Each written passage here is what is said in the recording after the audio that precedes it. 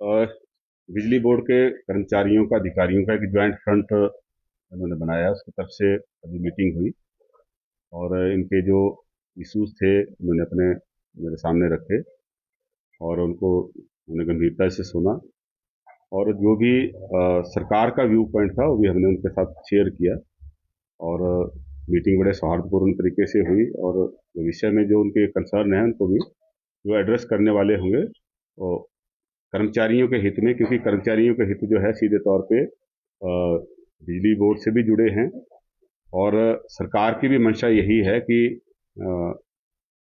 क्योंकि जो हम सुधारात्मक कदम हमारी सरकार अभी उठा रही है, ये इसका जो परिणाम है ये करीब 5-6 साल बाद इसको देखने को मिलेगा।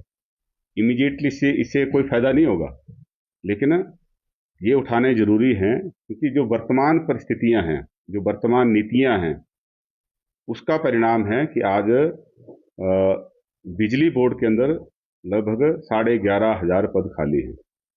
उसका परिणाम है कि आज हमें बहुत सारा काम जो है मेंटेनेंस गैंग के माध्यम से लेना पड़ रहा है। उसका परिणाम है कि हमें बहुत सारी चीज़ें जो हैं आउटसोर्स करनी पड़ रही हैं।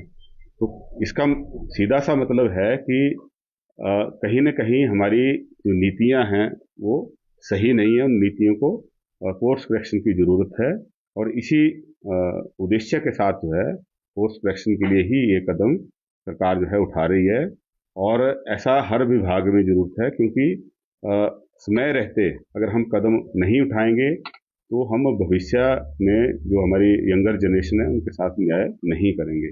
और जो वर्तमान एम्प्लॉयज़ हैं, ये इनको भी रिटायरमेंट्स के बेनिफिट्स मिलते रहें, इनको भी वर्तमान जो बेनिफिट्स मिलते हैं वो इसी तरीके से मिलते रहें, इसलिए हमने उनके साथ सहयोग की अपील की है। क्योंकि अल्टीमेटली ये प्रदेश सबका है।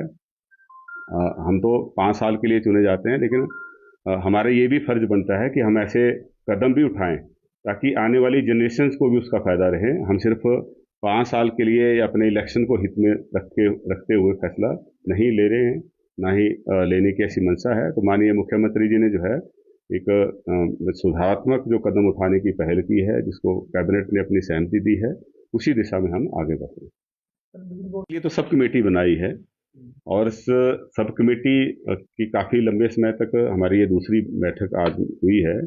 इसमें हमने हर पहलू को टच किया है और दूसरा मैं ये कहना चाहूँगा कि जो बिजली बोर्ड बिजली प्रोक्योर करता है, मतलब जिस रेट पे बिजली खरीदता है, वो पूरी कंट्री में सबसे सस्ती है। पूरी कंट्री में 58 डिस्कॉम्स हैं, उसमें जो हिमाचल प्रदेश इलेक्ट्रिसिटी बोर्ड है, ये इसकी जो प्रोक्योरमेंट कॉस्ट है, बिजली खरीदने की जो दरें हैं वो सबसे कम हैं। लेकिन जो सप्लाई कॉस्ट है वो हमारी कम्पिटिटिव नहीं है, वो हमारी नेबरिंग स्टेट के साथ भी एट पार है, या मैं कहूँगा कुछ स्टेट से ज़्यादा है। तो ये कहीं ना कहीं इस बात की तरफ इंगित करता है कि हमें जो अपने प्रशासनिक खर्चे हैं उनको कम करना पड़ेगा, अपने जो लॉसेज जहाँ पे हैं उनको कम करना पड़ेगा, सिस्टम अपग्रेड करने पड़ेंगे और कंज्यूमर सेंट्रिक कदम उठाने पड़ेंगे। हिमाचल प्रदेश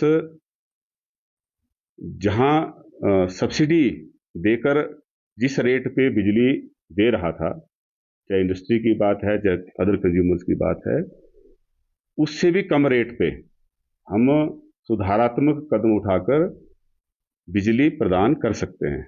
और ऐसा करने से हिमाचल प्रदेश में इन्वेस्टमेंट अट्रैक्ट होगी, नई इंडस्ट्री लगेगी, हम जो है अपने कंज्यूमर्स को बेहतर जो है कम रेट पे और अनइंटरप्टेड क्वालिटी सप्लाई जो है वो दे पाएंगे। सर कुछ एक पोस्ट और ये सब जगह कदम उठाए जाते हैं।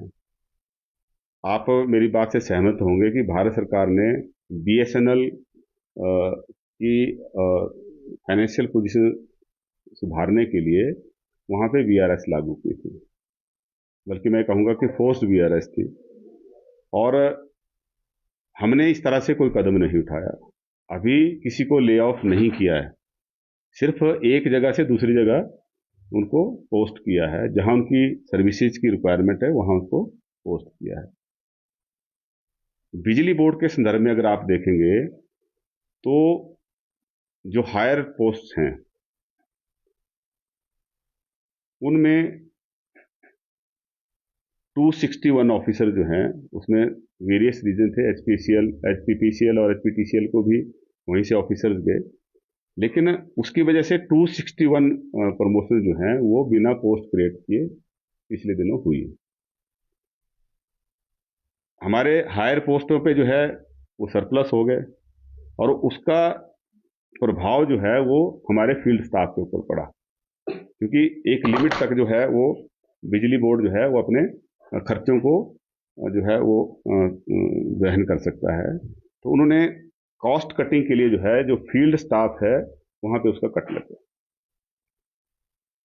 जहां सबसे ज्यादा मैन पावर की जरूरत है वहां पे कट लग गया और उस सिस्टम को चलाए रखने के लिए मेंटेनेंस गैंग्स रखी, उस सिस्टम को चलाए रखने के लिए आउटसोर्स बहुत सारी चीज़ें की गई, बहुत सारी सर्विसेज की गई। तो आज हमें इस बारे में सोचने की ज़रूरत है ताकि हम अपना जो फील्ड ऑफिसेज हैं उनको स्ट्रेंथन कर सकें और जो टॉप ऑफिसेज हैं उनको रैशनलाइज कर सकें।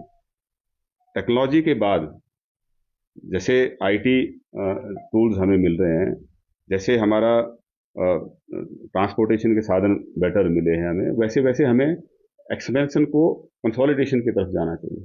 अब हम अभी भी एक्सपेंशन करते जा रहे हैं, इस वजह से जो है हमारी सर्विसेज इफेक्ट हो रही है। अल्टीमेटली सरकार या सरकार का बनाया हुआ कोई भी सिस्टम ये हिमाचल के लोगों के लिए है। हिमाचल के लोगों के हित में ही हमें सब फैसले लेने पड़ेंगे। हर वर्ग का ध्यान रखना सरकार की जिम्मेदारी है। हम कर्मचारियों का हित भी देखें, लेकिन साथ में कंज्यूमर्स के हित भी देखना, उसको सुनिश्चित करना सरकार की जिम्मेदारी है। कर्मचारी के हितों की बात की आपकी है, मैंने इनसे यही कहा कि आप इसका पूरा एक प्रपोजल दें कि कितना इम्पैक्ट इसके ऊपर पड़ेगा, लेकिन साथ में ये भी दें कि आपने रिसोर्सेज कहाँ से मोबिलाइज करने, क्योंकि ओपीएस देने का डिसीजन अच्छा लगता है देने का, लेकिन रिसोर्सेज भी चाहिए। तो बैक एंड पे हमें अपने रिसोर्सेज भी बढ़ाने पड़ेंगे। इसीलिए सारी एक्सरसाइज हो रही है ताकि हम अपने सिस्टम को सस्टेन भी करें, कर्मचारियों को भी जो उनके बेनिफिट्स हैं उनको हम दे सकें, और साथ में जो उपभोक्ता हैं उपभोक्ताओं को भी फायदा मिलना चाहिए। हिमाचल प्रदेश में हम बिजली पावर के बिजली के जो है प्रोजेक्ट्स लगा रहे हैं, उसका भी बेनिफिट हिमाचल के आम आदमी को भी मिलना चाहिए। तो ये हमें हर स्टेक होल्डर का जो है ये तो ध्यान में रखना पड़ेगा। चाहे इंडस्ट्री है, इंडस्ट्री को भी हम ज़्यादा लोड नहीं डाल सकते, कमर्शियल जो ऑर्गेनाइजेशन है उनके ऊपर भी ज़्यादा हम चार्जेज नहीं लगा सकते, उनकी भी जो पर यूनिट कॉस्ट है उसको भी कम कंट्रोल में रखना पड़ेगा, और जो डोमेस्टिक कंज्यूमर है उनका भी जो पर यूनिट कॉस्ट है उसको कम करना पड़ेगा। सप्लाई कॉस्ट भी हमें रिड्यूस करनी पड़ेगी। इस सारी एक्सरसाइज का मकसद यही है कि हम सप्लाई कॉस्ट को भी कम करें। भी हुई, और हमारी क्योंकि हम पब्लिक फिगर हैं तो लोगों से भी बात होती है, जिनकी पेइंग कैपेसिटी है दे आर विलिंग टू पे, कोई मना नहीं कर रहा है, ठीक है ना। हम हो सकता है इसमें कोई इस तरह की स्कीम भी लगाएं कि वॉलंटियरली डिस्क्लोज कर सकें, इसके बारे में चर्चा हुई, क्योंकि बहुत सारे लोग चाहते हैं कि हमारी पेइंग कैपेसिटी है तो हम पे करने के लिए रेडी हैं, तो जो दे सकते हैं उनको हमें चार्ज करना चाहिए, जो नहीं दे सकते हैं उनको हम फ्री कर सकते हैं। इस त्योहारी सीजन में मात्र 1 रुपए में घर ले जाए अपनी पसंदीदा सुजुकी कार। इतना ही नहीं, गोयल मोटर्स में इन शानदार कारों पर पाए 60,000 तक का महा डिस्काउंट। तो देर किस बात की, आज ही विजिट करें अपने नजदीकी गोयल मोटर्स शोरूम को और पाए अपनी पसंदीदा कार पर ऐसा दाम जो पहले कभी न था।